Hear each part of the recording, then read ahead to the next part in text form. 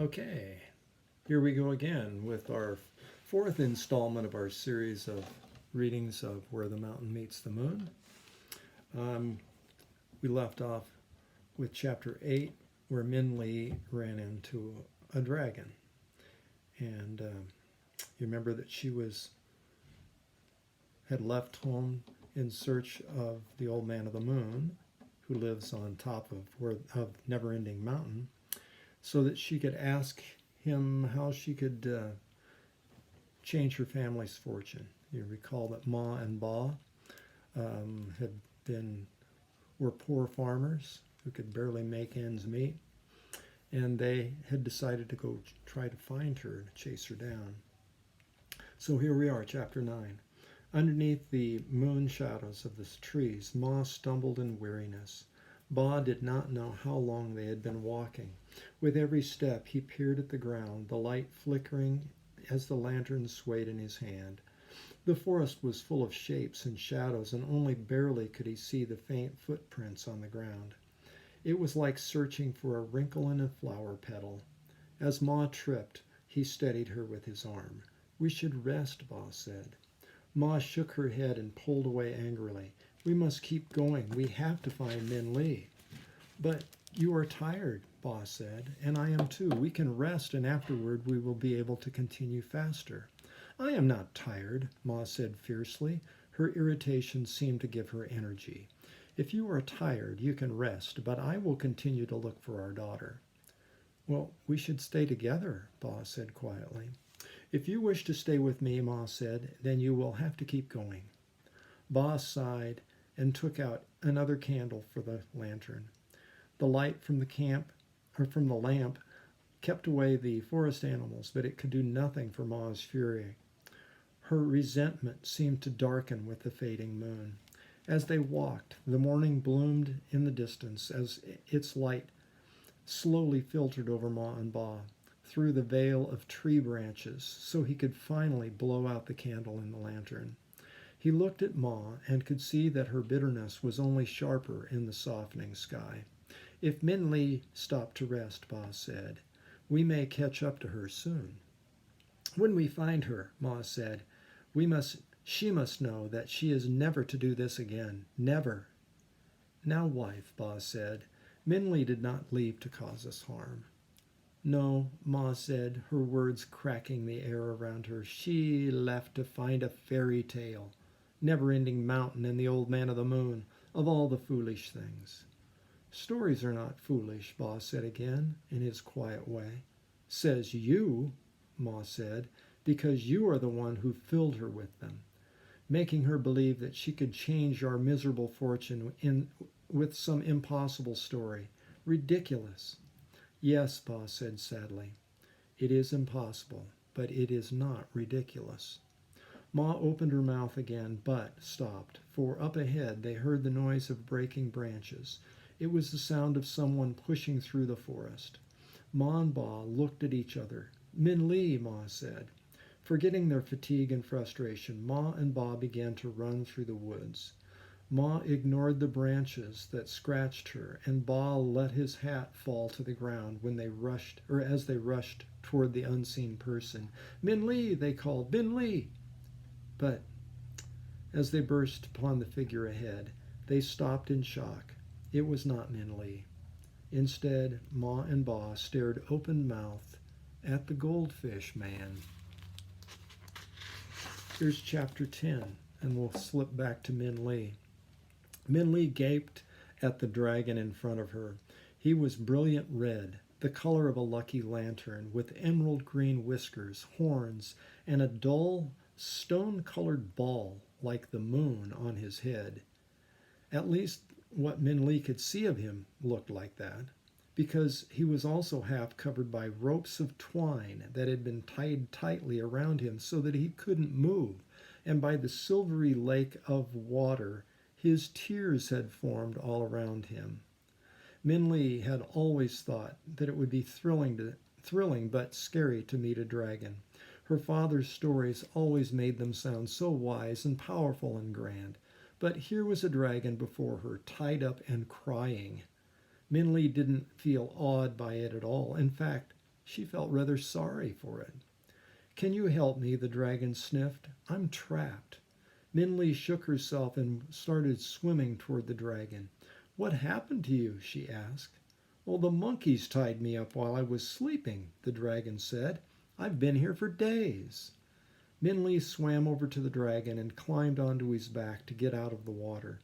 There she opened her pack, took out the small, sharp knife that she had brought with her, and started cutting the twine. "Why did the monkeys tie you up?" Min Li asked. "Because I want to go farther into the forest, to the peach grove," the dragon said, "and the monkeys will not let anyone through. I've been trying to make them let me pass peacefully for days, but they are so unreasonable. Finally, I told them if they did not let me through, I would just force my way. They know I'm big and strong enough to do or go through without their permission. So when I went to sleep, they tied me up." Why won't the monkeys let you pass?" Min Li asked. "Because they are greedy things," the dragon said. "They have just discovered the peach trees that make up the next part of the forest. The monkeys do not want anyone, they do not want to let anyone through because they do not want to share the peaches. Even when I promised not to touch any of the fruit, they would not let me through. They do not even want to share the sight of those peaches." "Why do you have to go through the forest?" Min Li asked. "Can't you just fly over?" And then more tears, the size of lychee nuts, rolled down the dragon's face. "I cannot fly," he sobbed. "I do not know why. All other dragons fly, but I cannot, and I wish I knew why." "Don't cry," Min Li said, patting the dragon, feeling more sorry for it than ever. "I'm going to Never-Ending Mountain to see the Old Man of the Moon and ask him how I can change my fortune, my family's fortune. You can come too and ask him how to fly." "You know where Never-Ending Mountain is?" the dragon said. "I thought to see the Old Man of the Moon was impossible. You must be very wise to know how to find him." "Not really," Min Li said. "I got my directions from a goldfish." And that's the end of that chapter. Here's chapter 11. It took a long time for Min Li to cut all the twine that bound the dragon. For some knots, she had to swim underwater and cut through the waving grasses. As she popped in and out of the water, cutting and slicing, she told the dragon all about her village, the goldfish, and how she had started her journey. "I'm Min Li," she said to the dragon. "What is your name?" "Name?" the dragon asked slowly. I do not think I have a name." "Well, everyone has a name," Min Li says. "When you were born, didn't someone give you a name?" "When I was born?" the dragon asked, thinking hard. "Yes," Min Li said, again thinking that this dragon was very different from any dragon that she'd ever heard about. "What did they call you when you were born?" And here is the story of the dragon. "When I was born, I remember two voices speaking. 'Master,' the one voice said, 'this is magnificent. The dragon is almost alive.' 'Add more water to the inkstone,' another voice said, and this voice was very near my head, and I felt the warm air of his breath. 'And speak quietly. You will wake the dragon.' 'Oh, I am sorry, master,' the first voice said, in a more subdued tone. 'It is only that this painting is most amazing, even for such a skilled artist as you. This dragon painting will bring great honor to the village when we present it to the magistrate.' 'Wasted on the magistrate,' the master said under his breath so softly that only I could hear. 'A conceited, self-important man who, when only the imperial family is allowed to use the image of a dragon, he commissions one. Now that his son has married the king's daughter, Magistrate Tiger will do anything to flaunt his power and overstretch his authority. But his painting will buy his favor and free the village from his unfair taxes.' 'Oh, what, master?' the apprentice said. 'Oh, nothing,' the master said. only that I have painted this dragon on the ground, not flying in the sky like all other dragons. Perhaps the magistrate will see how his wealth weighs him down. I doubt the magistrate will understand that meaning, master, the apprentice said. True, the master said, but the dragon should still please him. I will prepare for his visit. The painting is finished. Clean the brushes and take great care with the special inkstone. It is one of a kind, the only inkstone that was able to be made from a rock my master cut from a mountain far from here. He never told anyone which mountain, so you can never make another. Does that remind you of something? Inkstone from a mountain? Yes, master, the apprentice said, but the dragon. Yes, the master said. Is it finished? The apprentice asked. You have not painted his eyes. Oh, as a painting it is finished, the master said. Young apprentice, I still have much to teach you.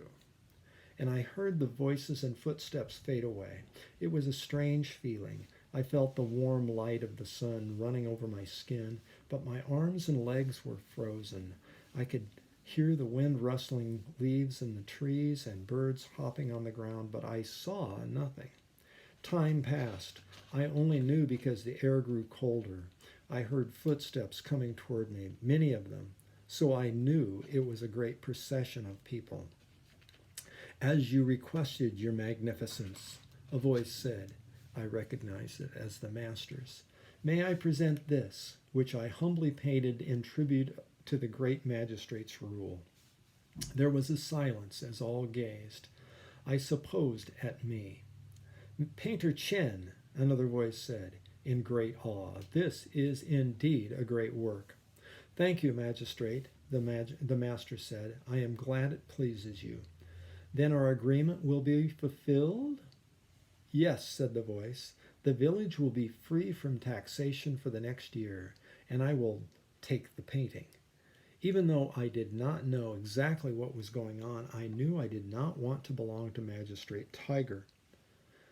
His voice had an undertone of cruelty and greed, even while he was expressing his pleasure.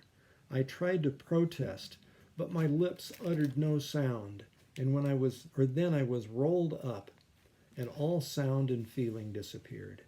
I do not know how long I was rolled up. It might have been a day or a month or a year.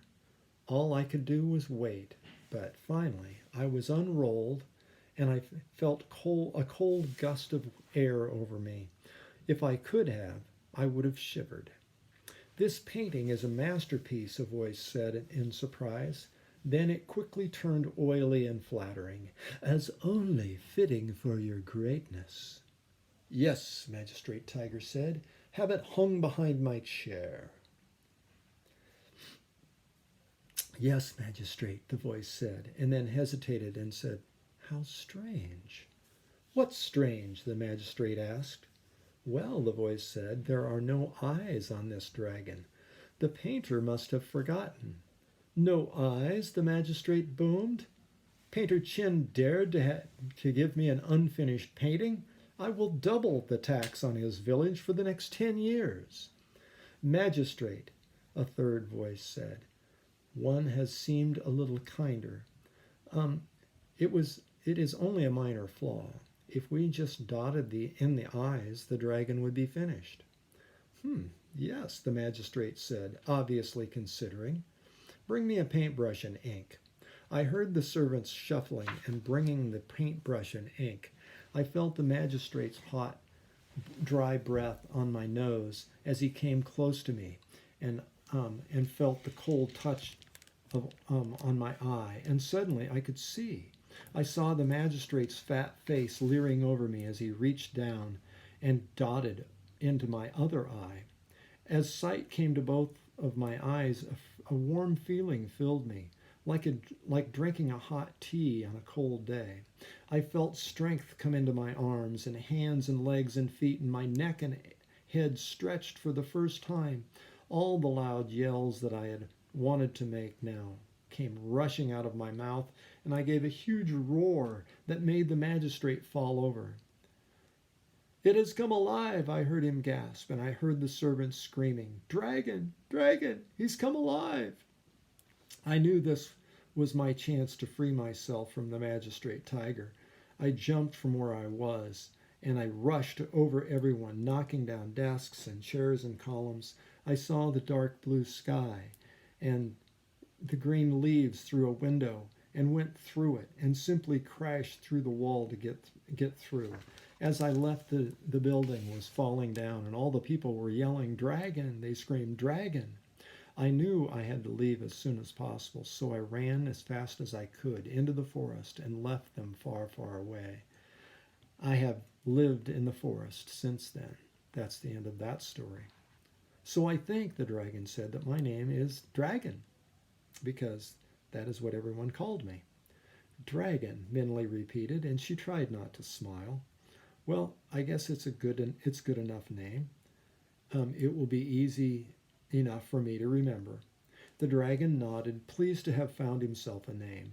"So you were born from a painting," Minley said. "That explains why you are so different from many of the other dragons that my father tells me about." "Your father knew other dragons?" the dragon asked eagerly. "I have never ever seen another dragon. I always thought if I could fly, I would finally see another one like me." Well, Minley said, "I don't think my father ever knew any dragons. He just told stories about them. Most people think dragons are just in stories. You are the only dragon I have ever met." "Oh," the dragon said sadly, "and I am not even a real one." All this time, Minley had been cutting the twine ropes, and at that very moment, Minley cut the last rope and rubbed the dragon's arm. "You are the only dragon I've ever met in real life," she said, "and you feel real to me. So I think you're a real dragon, or at least real enough. Anyway, if you're going to Never-Ending Mountain, or if we're going to Never-Ending Mountain together, let's at least be real friends." "Yes," the dragon agreed, and they both smiled. And that's the end of our reading for today. We'll start next with chapter 12.